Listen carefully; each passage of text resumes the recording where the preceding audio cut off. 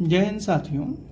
आज से हम लोग डेली मैथ्स के 10 क्वेश्चन का मॉक टेस्ट और रीजनिंग के 10 क्वेश्चन के मॉक टेस्ट की सीरीज स्टार्ट कर रहे हैं। चलिए वीडियो स्टार्ट करते हैं मैथ के मॉक टेस्ट से। चलिए आज का पहला क्वेश्चन है हमारा, दिया हुआ है y इज इक्वल टू 7 + 4 √3 है, तो √y + 1/√y का मान ज्ञात करना है। चलिए ध्यान से देखें, हमें y की वैल्यू दी हुई है 7 + 4 √3, ये दिया हुआ है, और हमको किसकी वैल्यू निकालनी है, √y की। तो √y कैसे आएगा, जब हम इसका स्क्वायर रूट निकालेंगे, यही तो होगा हमारा √y। तो ध्यान से देखिए, अगर स्क्वायर रूट निकालना है तो अंदर हमारा या तो क्या बना होगा, ये प्लस का साइन है तो a + b का फॉर्म क्रिएट करना पड़ेगा, a + b का होल स्क्वायर। तो ध्यान से देखिए हम क्या ब्रेक कर सकते हैं। सबसे पहले जो रूट वाला टर्म है उसको देख लीजिए, 4 √3 लिखा हुआ है, इसको 2ab के फॉर्म में कैसे बना सकते हैं, 2 × 2 × √3। तो ध्यान से देखिए, ये 2, ये a, ये b, देखें क्या चेक करते हैं। तो क्या हम इसको ऐसे लिख सकते हैं, a का मतलब क्या है 2 और b का मतलब क्या है √3, यानी कि a का स्क्वायर यानी 2 का स्क्वायर, b का स्क्वायर प्लस 2 × 2 × √3। देखिए 7 को क्या लिखेंगे, 2 × 2 = 4 और √3 का स्क्वायर 3 आ जाएगा, यानी 7 + ये, तो ये क्या हो गया 2 + √3 का होल स्क्वायर, और ये स्क्वायर रूट लगा है तो ये क्या आ जाएगा 2 + √3। अब हमको क्या निकालना था, √y + 1/√y की वैल्यू निकालनी थी। √y की वैल्यू क्या आ गई 2 + √3, और प्लस अपॉन में क्या है 2 + √3। अगर हम एलसीएम लेंगे तो क्या आएगा 2 + √3, और 2 + √3 का क्या होगा, मल्टीपल हो जाएगा 2 + √3 में, तो 2 का मल्टीपल 2 दूनी 4, 2 का √3 में करेंगे 2 √3, √3 का 2 में करेंगे 2 √3, √3 का √3 में करेंगे √3, और इसको डिवाइड करेंगे 1, तो ये 1 आ जाएगा। तो क्या आ जाएगा,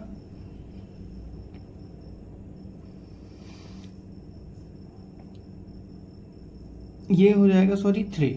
तो क्या हो गया 4 3 7 + 1 8, 8 + 2 2 4, 4 √3 अपॉन क्या हो गया 2 √2 + √3।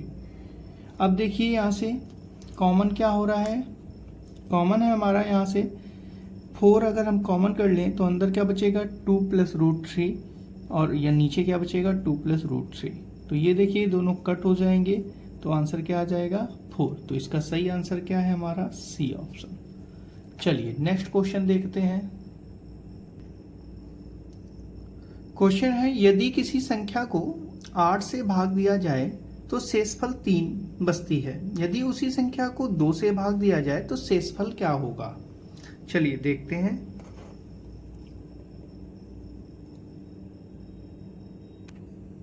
अगर हम 8 से भाग देते हैं तो शेषफल 3 बचता है।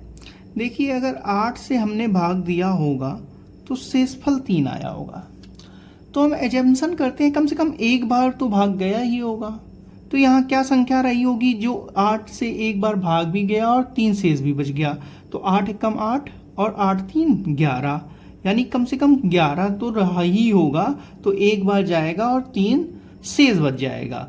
तो फिर कह रहा है उसी संख्या को 2 से भाग दे दो, तो 2 से 11 को भाग देंगे तो क्या कितने बार जाएगा 5 बार, यानी क्या आ जाएगा रिमाइंडर 1। तो इसका सही आंसर क्या हो जाएगा, ऑप्शन नंबर सी 1।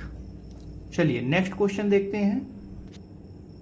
क्वेश्चन है, किसी नाव की अनुप्रवाह में चाल क्या होगी जब स्थिर पानी में नाव की चाल 10 मीटर/सेकंड है तथा धारा की चाल नाव की चाल का 20% है। अनुप्रवाह का मतलब क्या है, यानी जिस तरफ पानी बह रहा है उसी तरफ नाव भी जा रही है, तब उसकी चाल पूछी गई है। अच्छा, स्थिर पानी में नाव की चाल क्या है बताई गई है, स्थिर पानी में नाव की चाल है 10 मीटर/सेकंड, यानी ये नाव की चाल है हमारी स्थिर पानी में। हमसे कहा गया है धारा की चाल जो है नाव की चाल का 20% है, तो धारा की चाल क्या है नाव की चाल का 20%, ऐसे तो निकलेगा 20/100, यानी 0 से 0 कैंसिल, 0 से 0 कैंसिल, यानी क्या आ गई 2 मीटर पर सेकेंड। अब हमसे पूछा गया है अनुप्रवाह में नाव की चाल। तो अनुप्रवाह में क्या होता है, अनुप्रवाह में ये ध्यान दीजिए कि जिधर पानी बह रहा है उधर ही नाव जा रही है, तो उस साइड क्या होगा, नाव की चाल अपनी चाल से तो जाएगी ही जाएगी और धारा भी उसके साथ जुड़ जाएगी। तो यानी कि नाव की चाल उसकी है 10 और धारा की क्या है 2, यानी उसकी टोटल क्या हो जाएगी अनुप्रवाह में चाल 12 मीटर पर सेकेंड। यानी इसका सही ऑप्शन क्या है, ऑप्शन नंबर बी। चलिए नेक्स्ट क्वेश्चन देखते हैं। चौथा क्वेश्चन कह रहा है साधारण ब्याज की दर पर कोई धन 2 वर्षों में 1260 रुपए तथा 5 वर्षों में 1350 रुपए हो जाता है, तो ब्याज की दर ज्ञात कीजिए लगभग में। चलिए देखिए 2 वर्ष में कितना होता है 1260 रुपए। तो ध्यान से देखिए इसमें जो प्रिंसिपल है हमारा वो तो रहा ही रहा होगा और 2 वर्ष का क्या लगा होगा, इंटरेस्ट लगा होगा। ठीक, अब 5 वर्षों में कितना हो जाता है 1350 रुपए हो जाता है।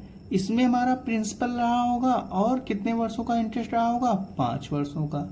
अगर दोनों इक्वेशन को हम सब्ट्रैक्ट कर दें तो देखिए ये माइनस हो जाएगा, ये माइनस, ये माइनस, तो क्या आएगा, ये पी तो कैंसिल हो गया, 2 में 5 गया यानी माइनस का 3 इंटरेस्ट आ गया, और जब इसको सब्ट्रैक्ट करेंगे तो क्या आ जाएगा 90 माइनस का, तो minus minus cancel, I is equal to क्या हो जाएगा 90/3 यानी 30, यानी इंटरेस्ट आई की वैल्यू क्या आ गई 30 आ गई। किसी भी इक्वेशन में पुट कर दो, सपोर्टेड इसमें रख दें हम, तो क्या हो जाएगा 1260 is equal to P plus 2i। 2i का मतलब क्या हो गया 2 × 30, तो 1260 इज इक्वल टू क्या होगा p प्लस 60, तो p इज इक्वल टू क्या हो गया 1260 माइनस 60, यानी p की वैल्यू क्या आ गई 1200 रुपए, यानी प्रिंसिपल हमारा क्या आ गया 1200। हमसे क्या पूछा गया था, ब्याज की दर बताइए। तो क्या होता है, सिंपल इंटरेस्ट का फॉर्मूला आपको पता ही है, S I is equal to होता है principal into rate of interest upon into time is upon 100।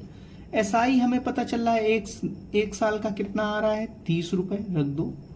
Principal क्या है हमारा 1200 रुपए, आर हमें निकालना है, 30 कितने साल का है 1 साल का है, अपॉन में क्या हो जाएगा 100, तो 2 जीरो से 2 जीरो क्या हो गए कैंसिल, तो आर इज इक्वल टू क्या हो गया 30/12। इसको हम क्या करते हैं डिवाइड करते हैं, तो 12 दूनी 24, कितने बचा 6, 12 पंचे 60, पॉइंट लगा के यानी कितना आ गया 2.5%, यानी इसका सही आंसर क्या है ऑप्शन नंबर बी। चलिए नेक्स्ट क्वेश्चन देखते हैं। 5वां क्वेश्चन है, कह रहा है किसी संख्या का 50% यदि दूसरी संख्या के बराबर हो तो उनका अनुपात क्या होगा। तो देख लीजिए हम पहली संख्या को फर्स्ट संख्या को क्या लेट कर लेते हैं x है और दूसरी संख्या हमारी क्या है y है। अपने अकॉर्डिंग क्वेश्चन में आते हैं, कहा गया है किसी संख्या का, यानी हम मान लेते हैं पहली संख्या का क्या है 50%, यानी कि x का 50% यही तो होगा, क्या है दूसरी संख्या है यानी y है, तो ये 0 0 कैंसिल, यानी कितने बार गया 2 बार, तो x बराबर क्या आ गया 2y।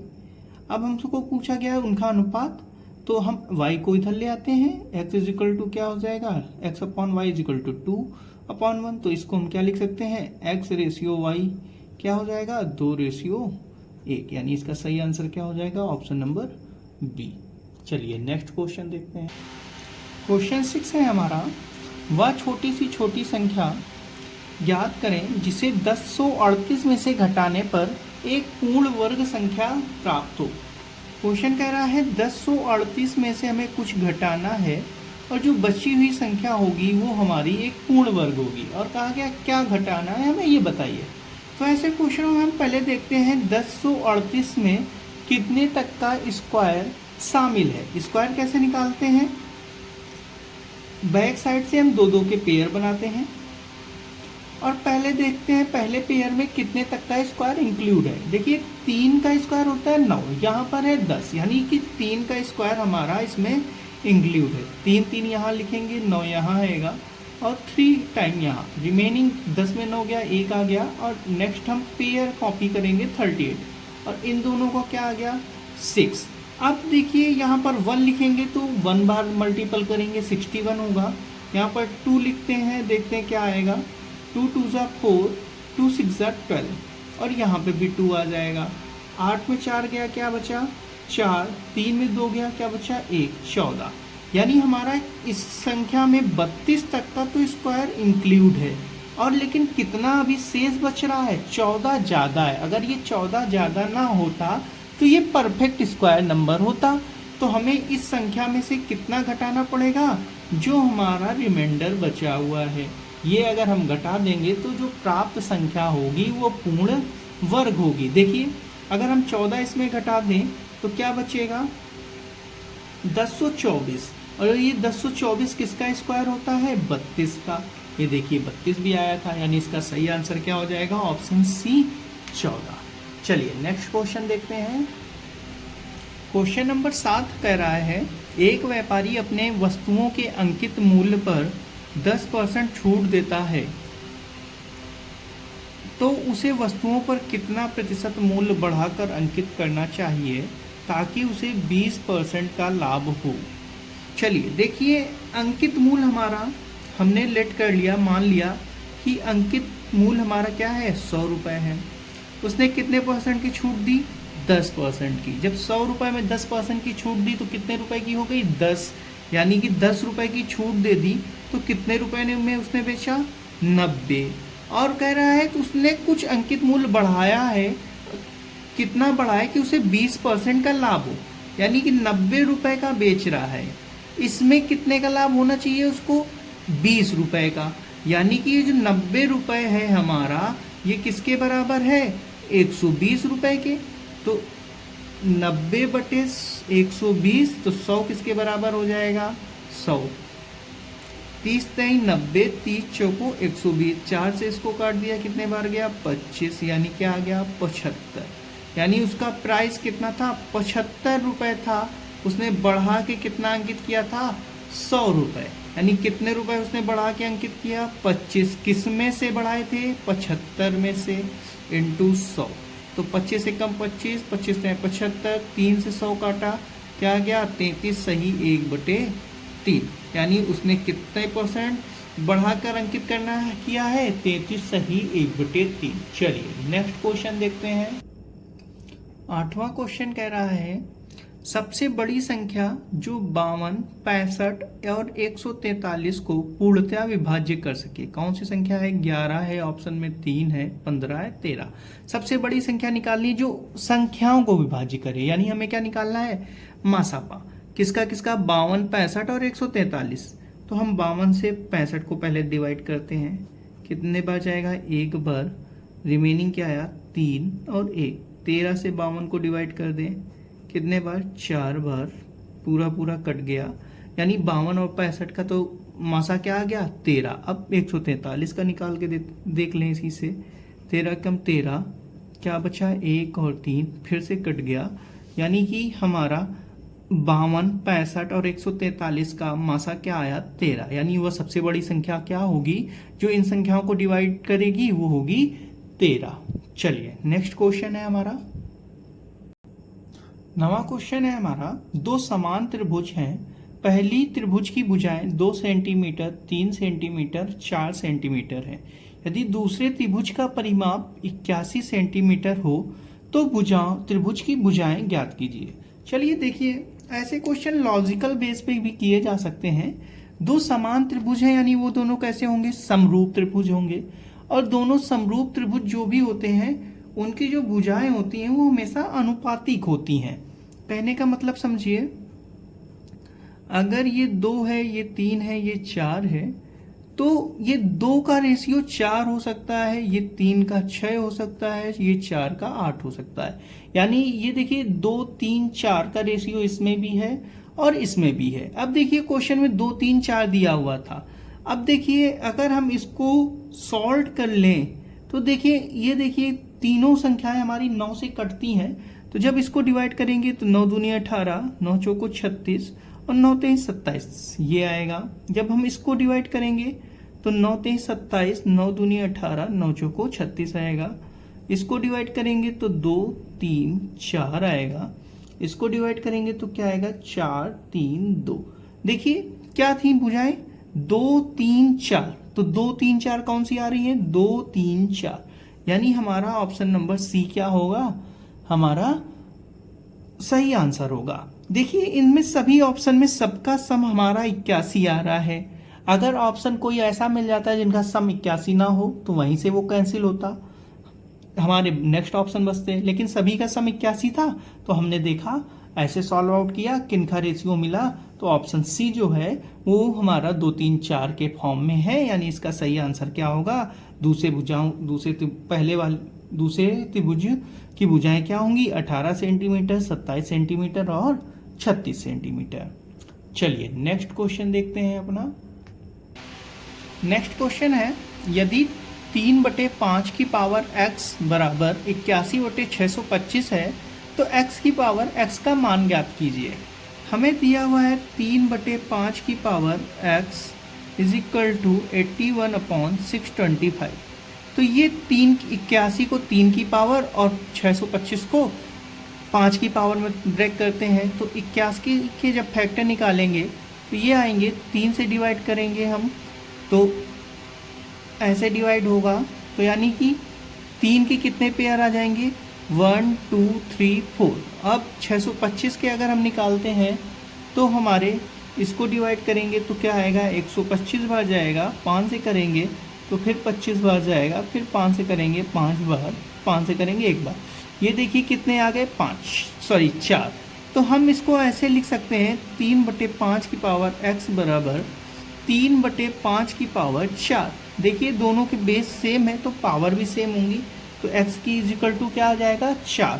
हमसे क्या पूछा गया था x की पावर x, यानी कि 4 की पावर 4 क्या हो जाएगा 4 इंटू 4 इंटू 4 इंटू 4, तो क्या होगा 4 चौको 16, 16 चौको 64, 64 चौको 256, यानी इसका सही आंसर क्या हो जाएगा ऑप्शन नंबर बी 256।